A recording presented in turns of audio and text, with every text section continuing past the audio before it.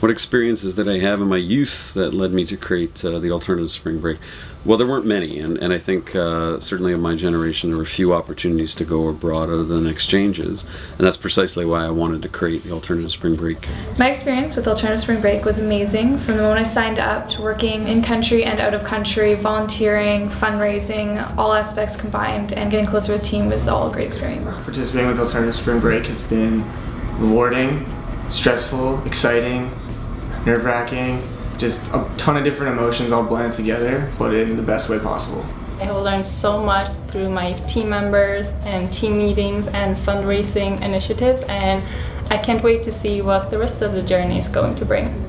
Where would I like to see it go in the future? Well, I'd like it to go anywhere the students want it to go. The organization is designed so that every year the student leadership and coordinator pick a project, pick a country, pick a project, and build a team in ways that they see fit. So every year there are sometimes the same ideas and sometimes the same mechanisms, but every year it's designed so that students imprint upon the organization their own way. It's up to them, and that's the way that it should be.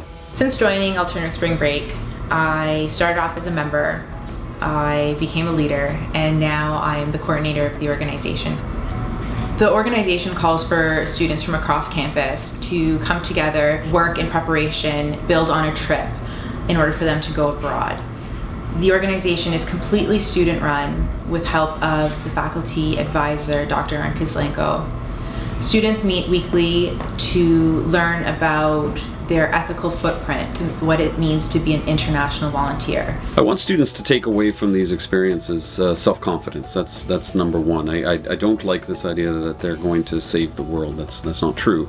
They're going to save themselves. They're going to save themselves from a lifetime worth of ignorance or apathy where they don't understand or care about the outside world. In Colombia, working on a project with Las Abuelitas, which means grandmothers in Spanish.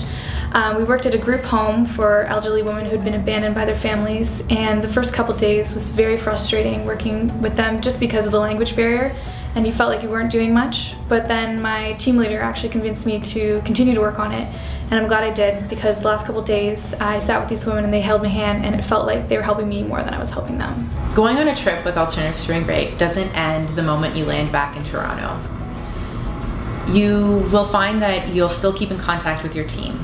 You may still keep in contact with the community that you stayed with. The relationships that you form while on a trip like this have a long-term impact on your life.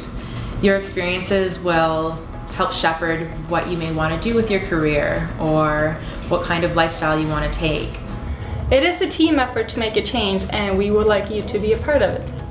Well, listen, it's an investment in young people's education. There's no two ways about it, but that's a very formula answer. I'm supposed to tell you that as a prof, so really we need money. I mean, there's no two ways about it. We can't do these kind of things without motivation and interest on behalf of the students, and students don't have the kind of funds to provide these kind of opportunities for themselves. It's the reality. We all live on this planet, and you have a choice. You either live sitting on a couch your whole day with your head buried, or you actually give a damn about something and fight against ignorance and apathy and try hard, at least in some fashion, to actually give a damn about the outside world.